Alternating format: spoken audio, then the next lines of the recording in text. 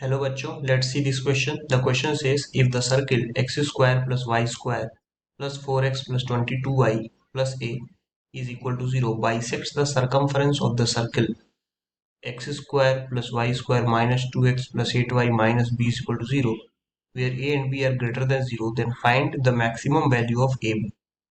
So the key concept here is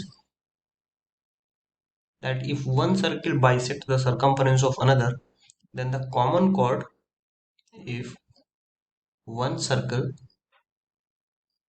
bisects the circumference of another circle, then the common chord, जो भी उन दोनों circles में common chord होगा, that common chord will pass through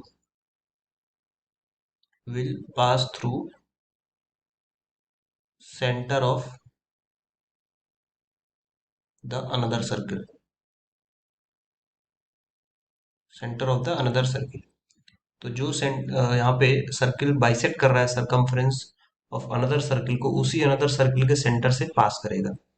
तो यहाँ पे अगर हम सर्किल के इक्वेशन को देखें, अगर जनरल इक्वेशन की बात करें तो x square plus y square plus 2gx plus 2fy plus c is equal to 0, इसमें जो सेंटर होता है that is minus of g comma minus of f. मतलब x और y के जो कोफिशिएंट्स हैं उनको 2 से डिवाइड करना है और माइनस साइन यूज कर लेना है.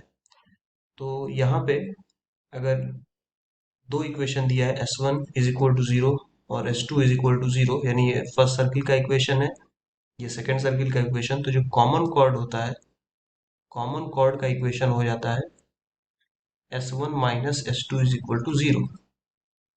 तो ये कुछ कॉन्सेप्ट है जो रिक्वायर्ड होंगे इस क्वेश्चन को सॉल्व करने के लिए. तो सबसे पहले कॉमन कॉर्ड का इक्वेशन लिखते हैं.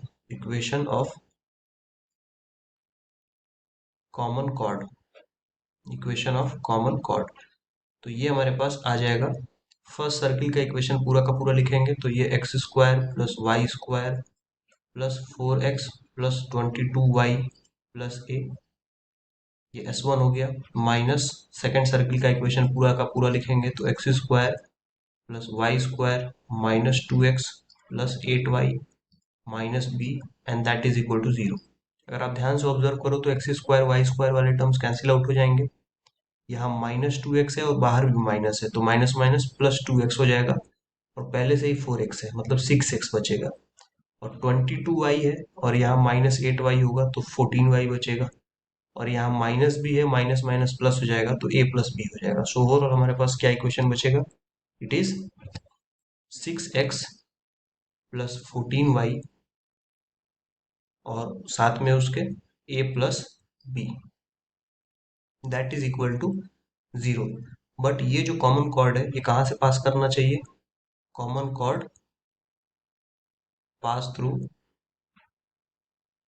Centre of S2.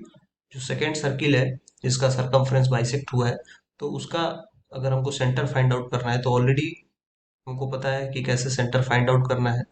So centre of second circle अगर हम फाइंड करें तो देख सकते हैं इक्वेशन को. एक बार मैं दोबारा से शो करता हूँ, आप ध्यान से देखो. इक्वेशन में माइनस 2x प्लस 8y है, राइट. सेकेंड सर्किल के इक्वेशन में माइनस 2x प्लस 8y है. तो माइनस 2 को हाफ करेंगे और माइनस साइन एक खुद से यूज करना है क्योंकि माइनस जी कॉमा एफ था. और 8y है तो 8 को भी हाफ किया और माइनस साइन यूज करेंगे. सो ये हमारे पास कोऑर्डिनेट्स आ गए. सो ओवरऑल हम लिख सकते हैं ये हो जाएगा 1 क्योंकि माइनस माइनस प्लस हो गया, कॉमा -4. तो ये सेंटर है, तो इस सेंटर से पास करेगा तो इस वैल्यू को उठा करके इस कॉमन कॉर्ड के इक्वेशन में रख देंगे.